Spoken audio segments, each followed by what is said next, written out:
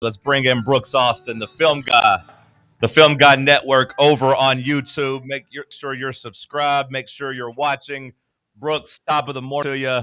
What's the biggest thing you learned in week 7 of SEC football? Oh, biggest thing I learned looking back at Tennessee defense last night is that they are now a zone playing ball team. I don't know, we can get right into the X's and O's off rip here. That's why y'all have me on. We just got done talking about it. The producer, Jonathan, and I were about to record a film study because I think this needed to happen. Now, you're getting better at it, and you need to continue to get better at playing zone. But I think you needed to get back to playing or get to playing a lot more zone coverage against Arkansas. And here was the result, guys. There were 5 scoring drives for Arkansas out of the 11 total possessions that the Hogs had it. All right, on 5 of those scoring drives, all 5 of them were at least 9 plays or more. The explosive natures were not there. This is one of the most explosive offenses in college football. Y'all made them walk it. When they scored it, they had to walk it and earn it down the field. And here's why I think this is a brilliant change of philosophy mid-season, right? Because y'all were a big-time man-to-man football team, particularly on critical downs against Georgia. Here's why I think it's critical. Y'all got good football players. Y'all got really, really good football players, particularly in the box, right? And I don't know all their names, but I damn sure know their numbers. 20's back and healthy. 51's back and healthy. The whole edge rushing room's really, really good. 19, 29's playing great ball, right? So y'all have really, really good players in the box. 7, Arian Carter, that eventually over a 10 or 11 play drive span, they're bound to make a play. So is the back end, right? Colton Hood's playing good football.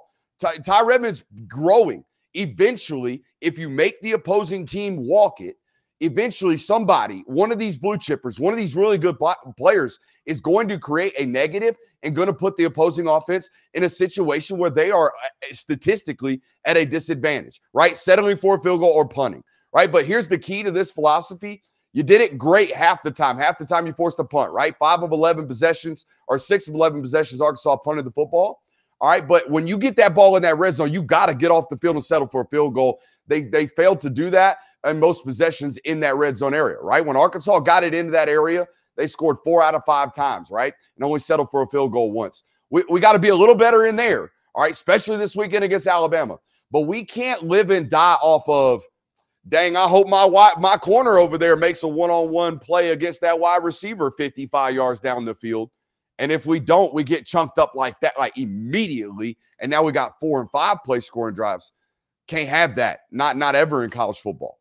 Brooks, when you're breaking down the film and you get into the 4th quarter of a 17-point game, like how much weight are you putting in on different philosophies or scoring situation? Because I've been arguing with Tennessee fans for the last couple of days of just saying, hey, look, I know you said 11 possessions, but I've been saying, look, the first 9 possessions of the game, Arkansas scored 17 points. Tennessee forced 4 turnovers if you included turnover on downs. And then it was a 17-point game in the 4th quarter. I thought the philosophy kind of changed. So, like, Arkansas did go on 2 touchdown drives after that. Is that something you saw on film? Do you weigh that differently? Is it all the same to you? How do you differentiate? I mean, the last scoring drive of the football game was 7 straight passes and Taylor Green being, like, individually great in garbage time, technically, like in chase time. So I always kind of just look at that like, dude, are we sitting here? Are we going to flip over there and question Alabama's defensive performance last week in the second half, all because they gave up some like chunk yardage late? No, like I don't do that. I don't think we should do that at all to Tennessee's defense or Alabama's defense going into this football game. It's very similar situations. They got chunked up late in times of the football game that statistically did not matter in terms of the probability of outcome of the football game, right? They were winning those games no matter what with those late possessions. So I don't necessarily think that. What I care about more, you talk about pivotal moments of the football game, coaching, all these things, what are adjustments look like? To me, it's feeling the flow of the football game and feeling those countermeasures. I think offensively, y'all are great at this. The moment you figure out what the defense is doing to you, y'all smacking dudes in the face with the explosives downfield, right? You're great at it because Heupel's great at it, because your offensive staff's great at it. I think your defensive staff has, like I said, done a great job of morphing in the midst of the season and continuing to get healthy. That's the most important thing. My biggest concern about Tennessee defensively right now is run fits, to be honest with you. There are some moments where, man, it's just spitting for 25, 30 yards. And we got some bad tackling angles still and some bad defensive back tackling. So if we're letting it get into the third level of the defense and the third level of the defense is suspect with regards to their open field tackling, that's a problem and a concern, right? I need you to break out the red pen. I need you to get the Sharpie out. I want you to go to school. You're the teacher here. Grade Tennessee's linebacker play through the first half of the season, because when I watch that's what's jumping out to me as kind of holding this defense back and holding the run defense back a bit. Yeah. I don't like to be too negative. I've learned that it's much better in this business to love on young players than to hate on young players. But there is no doubt. Lot of, and I know we're on radio for most of the listeners, a lot of shoulder ducking, a lot of I'm gonna get past that offensive lineman and then hope to dive back in on the legs. Like, we can do that when we're 4 yards from the back, but when the back has already pressed the block, we can't avoid the block. We gotta stick our face through the chest of the block. There ain't no questions. There's no, like, we gotta stack it. Like, that's it. So that's I'll see a lot of that. Arian Carter is great at a 45. He's great at a 45-degree angle, chasing and pursuing and being an athlete. There are still some room to grow with regards to downhill, I'm going to fit this here run. I also wonder how much of that, and 13 is great in space right now. He's still a young football player, there's no doubt. I wonder how much of that inability to fit the run, though, this past week against Petrino was that dude throwing the sink.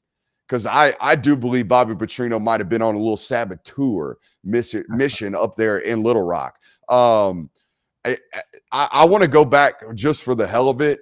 I watched it on TV. I want to go back and watch how vanilla that offensive game plan was against Notre Dame. I think he tanked.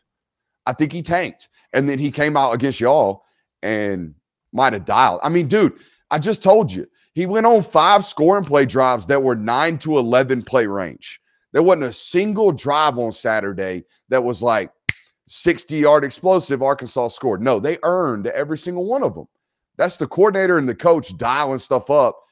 And he just scored 13 points against Notre Dame, who gave up 42 at home to A&M. Yeah, I think Bobby Petrino was on the Kanye saving the good beats for himself type of thing. He saved all the good plays for himself. Alabama's had a 10-minute or more advantage in possession time throughout their first SEC games. You talk about kind of letting those defensive players make a special play in those long drives. How do you balance letting your guys make plays but maybe not falling into the style of play that Alabama wants to run? I mean, Missouri hunted them with a lot of pressures, played a lot of cover 3. Their first several opponents were rightfully so deathly afraid of everything that they could do, like with their weapons. So everyone played too high. A lot of teams might have tried to play 3 high against them. So it was a lot of, flooding in the back end. But now, like, teams have Missouri changed that. Missouri was like, nah, I got 2 edge rushers.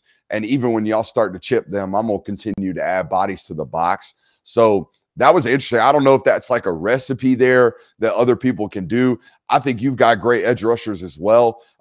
Lord knows those 2 tackles out there, they struggle with speed. They do not struggle with people trying to run through them. Georgia runs through and pushes pockets. They don't struggle with that. You're not going to push Caden Proctor. He's 365 pounds.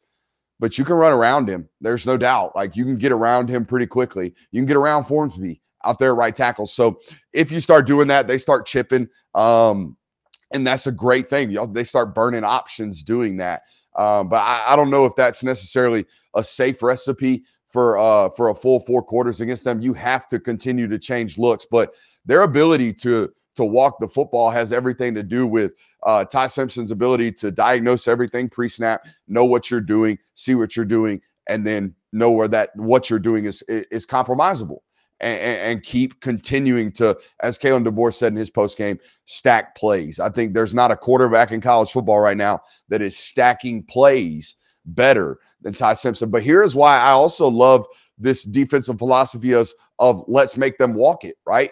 Even if they want to, even if that's what Alabama wants to. They're bad. They're really, really bad right now in the green zone, right? They get the ball in that 30-plus yard territory. They ain't finishing. They ain't finishing like they're supposed to, right? They're not finishing where they're supposed to right now. They make mistakes down there. They take negatives. They settle for field goals. And by the way, their field goal kicker's not all that great. So I like it. I think that's where you get a chance to win the football game if you can make them settle for field goals, if you can make them make mistakes in that green zone. Because, man, there's no consistently stopping what they do. They have too many weapons. They're too good. The quarterback's playing at a too high of a rate. Yeah, I saw you call Ty Simpson, you compared his mental makeup and the way he's quarterbacking to Tom Brady, to Drew Brees. Bro, saying the he's tight window throws, the anticipatory things that he does, the cover 2 hole throws down the sideline, let's get out of cover 2, let's start playing cover 3, the throws over the middle of the field where he doesn't mind. Okay, 2 linebackers are split and there's a midfield safety. I'm gonna throw a dart right here. I'm gonna wait to hold the ball. He's taking 5-step drops out of the gun. You find me a quarterback in college football taking 5-step, no hitch, ball out drops in the gun. Nobody's doing it. He's doing it 6 starts in. Nobody's doing it. So there are so many things that he does that are well beyond not only his years, but this sport, like college football. He does stuff that is Sunday bound, and he's going to be there. He wins all. I think the quarterback position is such a neck up sport, and he wins all the neck up categories. Every time I watch him play, he makes such good decisions, and he gets his team in such the right spot all the time. Now, I don't know how much of that has to do with Ryan Grubb in his headset until the 15-second cutoff, but I don't want to demean what the player is that I see on film. All right. And, I think he's really, really, really good. And we're only 6 starts in. And by the way, he's great in the criticals. He's great in the critical downs. He's great on 3rd down. He's great on 4th down. We had this discussion last night on our channel. One of my co-hosts, Christian Kirby, said he's really good on the critical downs. And I'm like, hey, I put my hand up. I said, if he's the best at the critical downs, does that not make him the best? And he is the best quarterback in critical downs right now in college football. So I think he's playing the best football in college football right now. A Tennessee-Alabama film discussion with Brooks Austin, the Film Guy Network. Well, if you're Tim Banks, how do you slow down Ty Simpson? How are you attacking him? I know you talked about Tennessee playing more zone defense. When I think, small football brain over here, when I think of a quarterback being able to pick people apart and playing really good from the neck up, to me, zone defense seems like it would be a bad decision unless you're able to really send some, blitzes from places he couldn't see. How does Tennessee slow him down? I think you remain a zone football team because first and foremost, you can't play man-to-man against Alabama. It's not just the dudes. It's not just the football players that they have. It's the motions. It's the scattering. It's all the bull crap they do, all the motion and eye candy they do pre-snap. They'll line up all in a box, and then he'll just do this, and the whole football team will scatter. Next thing you know, Jam Miller's out there at wide receiver, and Jeremy Bernard's at running back. Like you can't match that. You're not going to man that. So, not to mention, once they get lined up, they're bound to be bunched. They're bound to switch release. They're bound to do like all this crazy stuff. It's all the stuff that you do, but they do it tighter. Does that make sense? Like they do a ton of stuff that is an inability to just line up and play man-to-man defense. So I think that's first and foremost. Secondly, man, again, go back to my first initial point. I think you have great individual players on the line of scrimmage. I think you, on rundowns, I think you hope and pray that 51 and 20 make a great play. They reset the line of scrimmage, and now it's 2nd and 12. And now everybody in the stadium knows they're throwing the football, sack. And now it's 3rd and 23. And now they're off the field. Like that's how you get off the field. And if that happens, if that 3-play, they create a negative, they have a false start, which they're bound to have. They have a hole, which they're bound to have, right? If they have any one of those negatives at any point in an 11-play drive, they're off the field. I think that's the way you have to try to stop them. If you're just going to line up and play dude ball, you're not beating Alabama. I'm telling you, they're just way too good individually and now collectively with the way the quarterback's playing. I think you hope on and you execute on over an 11-play drive, one of my box players whether it be in the run or whether it be in the pass game, is going to beat one of theirs. And it's statistically, you're going to have a good chance to do so, I think. On the flip side, how can Tennessee's offense succeed against this Alabama defense? Where are they most susceptible? I think you have to – it sounds so cliche, and I freaking hate this, but it's why coaches talk about it. But you have to play complementary football. You have to know what the other team or your other unit just did, right? If the defense just gave up a 12 to 13 play scoring drive, hell, Bama's got 17 play scoring drives this year. If that happens, we can't go 3 and out when we get the rock. That's impossible. That's my biggest concern with this game is just Tennessee not being on the field. Yeah, so like that to me, I'm with you. I think that's the biggest scare is that like you can't rapid do that. You can't do that twice. Because Georgia did that. That's what happened in the first half with Georgia. I mean, they give up I think they had 12 like 2 possessions in the first half against Bama. So like that's terrifying. So that leans on the run game. That leans on early scripts, right? Like figuring out what they're doing. They're a big time disguised football team in their back end and what they do. I just wonder how you play disguised coverages against teams that play with as much pace as Tennessee. But again, for example, if Bama gets the football first and goes on a 12-play scoring drive and even just settles for a field goal, let's say it's 3-0. Tennessee gets the ball back, tries to play with pace, goes 3 and out in 35 seconds off the play clock, and Bama gets the ball back and walks it down and scores. Now it's 10-0. It might be 10-0, but that game feels like 20-0. And feels like we just lost an opportunity for 4 or 5 offensive possessions. All right, Brooks, I got to clear the air. So a lot of our freaks that watch Talk Sports, they also watch the Film God Network, and there was an accusation thrown out there that 2 weeks ago after your appearance where you came, you talked to me and Cody, and you know Cody was talking about Vanderbilt, that in the next film you were talking dismissively about box score watchers, and the word got back to Cody, and people are saying that you were referring to Cody and his Vanderbilt take as being box score watcher. Is there any truth to that allegation? Hey, look, I don't know. And look, here's what I will say. And I don't mean to like pat myself on the back, but guys, I had a hit at 8:30 this morning. I have a hit right now at 9:15. I got another one at 9:35. I got one at 11:40 today. I got another one at 1:30. And then I got my own show at 8 o'clock. In the middle of that, we got to film about 2 hours worth of film study. I say a lot of crap. I regurgitate a lot of takes. I take a lot of shots. Okay. So Cody, not personal. Cody, not personal.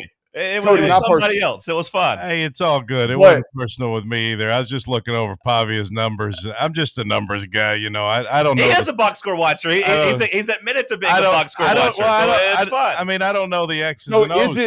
Is it an accusation? Is it a shot? If it's true. Wow. Yeah. Well, you know, I don't know the X's and O's like Brooks does. I mean, I was a varsity athlete at one time, but it's been a long time. So look, I think, and I'm not trying to plug. I am trying to plug my stuff.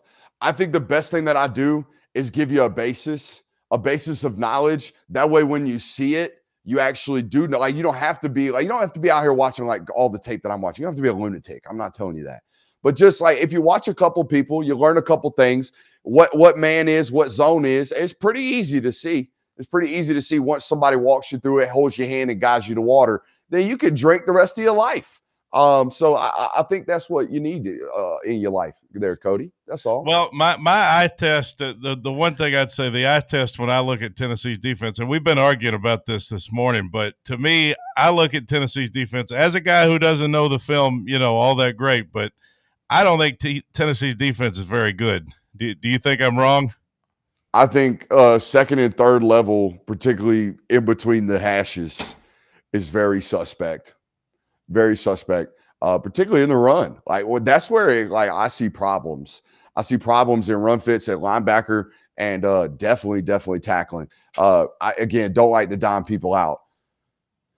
Brooks Austin, appreciate the time, brother. Let you get to your next hit. Thank you for saving me on that. Thank you for saving me on having not to name a number right there. Y'all got one safety that is not making tackles. Oh, we know. We all talk about Andre Turrentine. We talk about him. He's uninterested in tackling. Like we've said on the air many times. The people know. They see it too. Number 2, Andre Turrentine. He looks very uninterested in tackling at times. It's hard to watch, man. It's hard to watch. So appreciate your time, brother. The Film Guide Network. Talk to you next week. We'll recap a Tennessee-Alabama game. Give Brooks a follow. Watch his stuff. You'll get smarter at football. And, Cody, he tiptoed a little bit. Go ahead. You got one more thing? Cody, you're the man. All love for Cody. Hey, love you too, Brooks. Thanks, man. He didn't say he loved you. He just said you're the man. Yeah. Sam, send us a break. We'll come back. We'll continue the discussion on the other side. It's Talk Sports on FanRun Radio.